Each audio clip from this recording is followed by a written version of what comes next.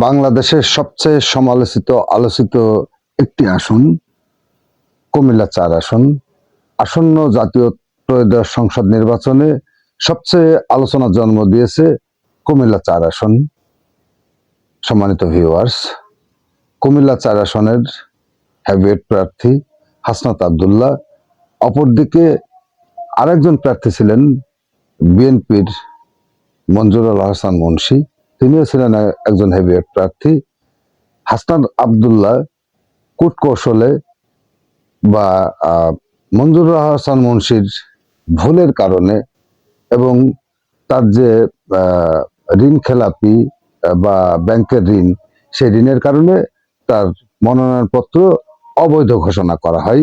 হাইকোর্টে রিট করেও তিনি তার মনোনয়নপত্রের বৈধতা ফিরে পাননি। তার মনোনয়নপত্র অবৈধ ঘোষণা করা হয় এবং প্রার্থিতা বাতিল করা হয়।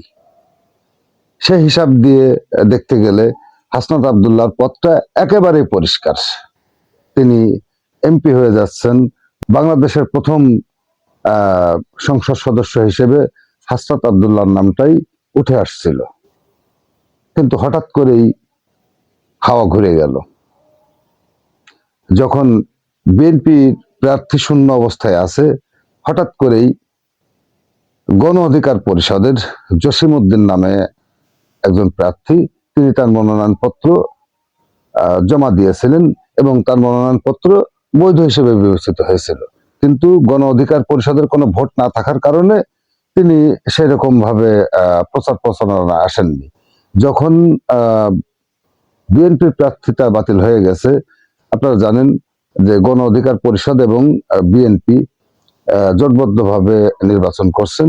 হয়তো গণ অধিকার পরিষদের একটা আসন পটুয়াখালীতে দেওয়া হয়েছে, আর একটা আসন দেওয়ার কথা ছিল, কিন্তু সেই আসনটি যে আসনটি অন্য আসন দেওয়ার কথা ছিল ঝিনাইদহে, সেই ঝিনাইদহের আসনটিতে যিনি প্রার্থী হবেন রাশেদ খান, অর্থাৎ গণ অধিকার পরিষদের সাধারণ সম্পাদক, তিনি গণ অধিকার পরিষদ থেকে পদত্যাগ করে বিএনপিতে যোগদান করে তিনি ধানের শেষ প্রতীক নিয়ে লড়ছেন। সেই অবস্থায় গণ অধিকার পরিষদের মাত্র একটা আসনই তাদের হলো, সেটা হলো পটুয়াখালীর একটি আসন। সেটা গণ অধিকার পরিষদের যে সভাপতি ভিপি নূর, তার জন্যই একমাত্র আসন পটুয়াখালীর আসনটি বরাদ্দকৃত আসন।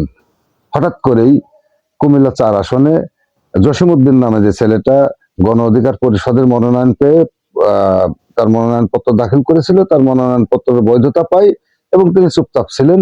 যখন বিএনপির মনোনয়নপত্র বাতিল হয়ে যায় বা বিএনপির যে প্রার্থী মঞ্জুরুল আহসান মুন্সীর প্রার্থিতা বাতিল হয়ে যায়, তখনই জসিমউদ্দিন লাইমলাইটে চলে আসেন এবং বিএনপির কোন প্রার্থী না থাকায় গণ অধিকার পরিষদের জসিমউদ্দিনকে তারা সমর্থন জানায় এবং বিএনপি জোট সহ যারা আছে, বিএনপির অঙ্গ সংগঠনে যারা আছে, সবাই জসিমউদ্দিনকে সমর্থন করে এবং জসিমউদ্দিনকে কুমিল্লা ৪ আসনে এমপি হিসেবে তারা ভেবে নিয়েছেন এবং তার পক্ষে উঠে পড়ে লেগে গেছেন।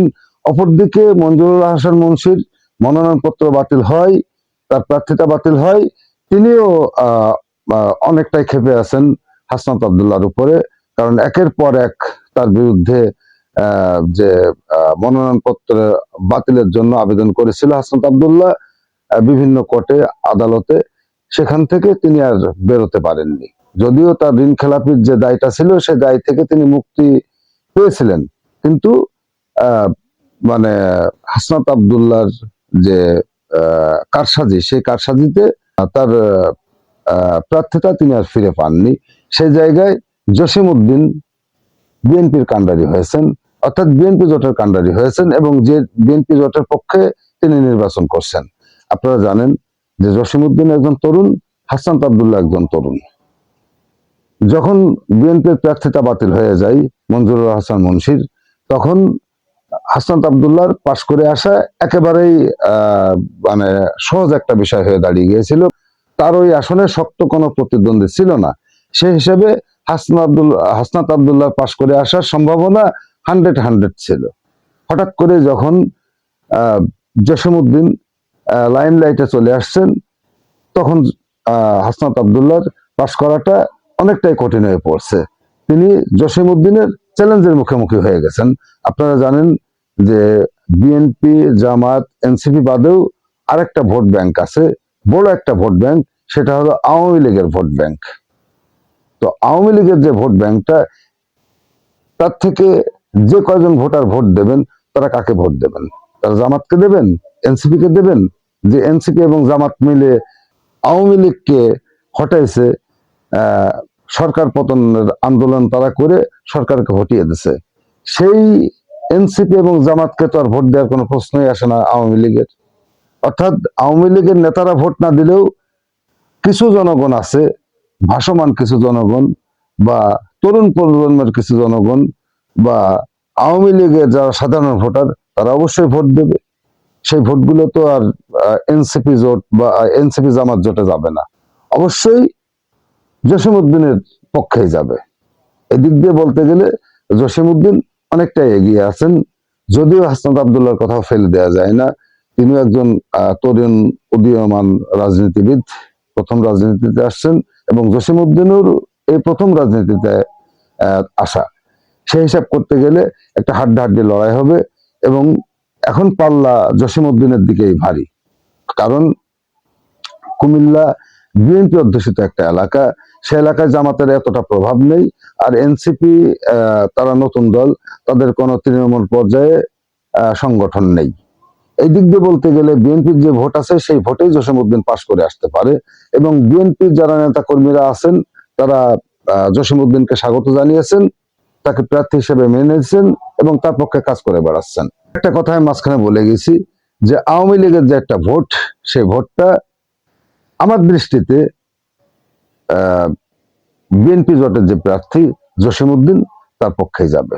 যার অনেকগুলো কারণ আছে, সেই কারণগুলোর ভিতরে একটা হলো যে আওয়ামী লীগ সরকারকে হটানোর পিছনে এনসিপি এবং জামাতি সম্পূর্ণ দায়ী।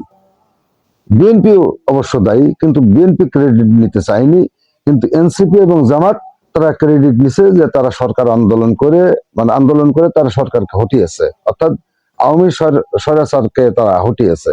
এই একটা ধুয়ো তুলে তারা বড় হওয়ার চেষ্টা করছিল, কিন্তু সবসময় বড় হওয়া যায় না, অনেক সময় ছোট হলেও লাভ হয়।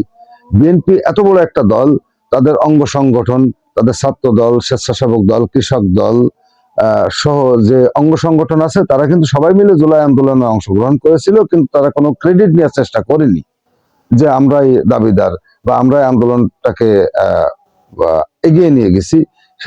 সে কথা তারা বলেনি, এবং এমনকি তারেক রহমানও তার একটা সাক্ষাৎকারে তিনি মাস্টার মাইন্ড হিসেবে তাকে বিবেচিত করা হচ্ছিল, কিন্তু সে কথা তিনি অস্বীকার করে গেছেন। কেন অস্বীকার করে গেছেন? কারণ তারেক রহমান ঠান্ডা মাত্রার একজন রাজনীতিবিদ, তিনি রাজনীতির বিষয়টা বোঝেন। তার বাবা মায়ের ব্লাড লাইন যে কি, সেটা আপনারা তো সবাই জানেন। বাবা প্রেসিডেন্ট এবং সেনাপ্রধান ছিলেন, মা তিন তিনবারের প্রধানমন্ত্রী, তার সন্তান তারেক রহমান। রাজনীতিতে এত কাঁচা মানুষ সে না, অর্থাৎ ক্রেডিটটা সে নিয়নি। বিধায় আমি মনে করি যে আওয়ামী লীগের যারা সাধারণ ভোটার, তারা অবশ্যই বিএনপি জোটকে ভোট দেবেন, এবং জসিমউদ্দিনের জয়ের পাল্লা অনেকটাই ভারী হয়ে গেছে। যদিও প্রাথমিক অবস্থায় হাসনাত আব্দুল্লাহর পাশ করার সম্ভাবনা অনেক বেশি ছিল, এখনো বলা যাচ্ছে না যে হাসনাত আব্দুল্লাহ ফেল করবে বা জসিমউদ্দিন পাশ করে যাবে, সেটা বলা যাচ্ছে না। তবে হাড্ডাহাড্ডি একটা লড়াই হবে, এবং সেই লড়াইয়ে জসিমউদ্দিনের পাশ করে আসার সম্ভাবনাই অনেকটাই বেশি। কেন বেশি, সে কথাগুলো আমি কিন্তু আমার ভিডিওতে বর্ণনা করে গেছি। তারপরে আপনাদেরকে আবারও বলি, জসিমউদ্দিন একজন তরুণ উদীয়মান রাজনীতিবিদ, হাসনাত আব্দুল্লাহ একজন রাজনীতিবিদ, তরুণ উদীয়মান। হাসনাত আব্দুল্লাহ যে ব্যাকগ্রাউন্ড, সেটা ভালো কিছু না। তার কথাবার্তার ধরন, সিনিয়র রাজনীতিবিদের প্রতি যে একটা শ্রদ্ধাবোধ, সেটা তার ভিতরে নেই। তিনি বড় বড় রাজনীতিবিদের বিরুদ্ধে কথাবার্তা বলছেন, এবং ন্যায় অন্যায় এটা বোঝার মতো ক্ষমতা তার নেই। সে থেকে বলতে গেলে জসিমউদ্দিন অখ্যাত, মানে নামহীন একজন মানুষ, কেউ তাকে চেনে না। সেই কিন্তু বাজিমাত করে দিল কুমিল্লা 4 আসনে। সম্মানিত ভিউয়ার্স, কুমিল্লা 4 আসন বাংলাদেশের যে কয়টি আসনে নির্বাচন হচ্ছে তার ভিতরে কুমিল্লা 4 আসন সবচেয়ে হট ফেভারিট একটা আসন এবং সবচেয়ে আলোচিত এবং সমালোচিত একটি আসন। সেই আসন থেকে দুজন প্রার্থী হাসনাত আব্দুল্লাহ এবং গণ অধিকার পরিষদের জসিমউদ্দিন, অর্থাৎ বিএনপির সমর্থন পুষ্ট জসিমউদ্দিন এবং জামাতের সমর্থন পুষ্ট হাসনাত আব্দুল্লাহ, এই দুজনের ভিতরে কে এমপি হয়ে আসতে পারেন, কে সংসদ সদস্য হয়ে নির্বাচিত হয়ে আসতে পারেন, সেটাই আমাদের দেখার বিষয়। আমাদের 12 তারিখ যে ভোট, সেই ভোট পর্যন্ত অপেক্ষা করতে হবে যে কার পাল্লা কোন দিকে যায়। হাসনাত আব্দুল্লাহ পাশ করে আসতে পারে নাকি তরুণ জসিমউদ্দিন তিনি পাশ করে আসতে পারেন। সম্মানিত ভিউয়ার্স, যদি এই চ্যানেলের ভিডিওগুলো আপনাদের ভালো লাগে তাহলে চ্যানেলটিকে সাবস্ক্রাইব করে পাশে থাকা বেল বাটনটি অল করে রাখবেন। আজকের ভিডিওটা পর্যন্তই। ভালো থাকবেন সবাই। আসসালামু আলাইকুম।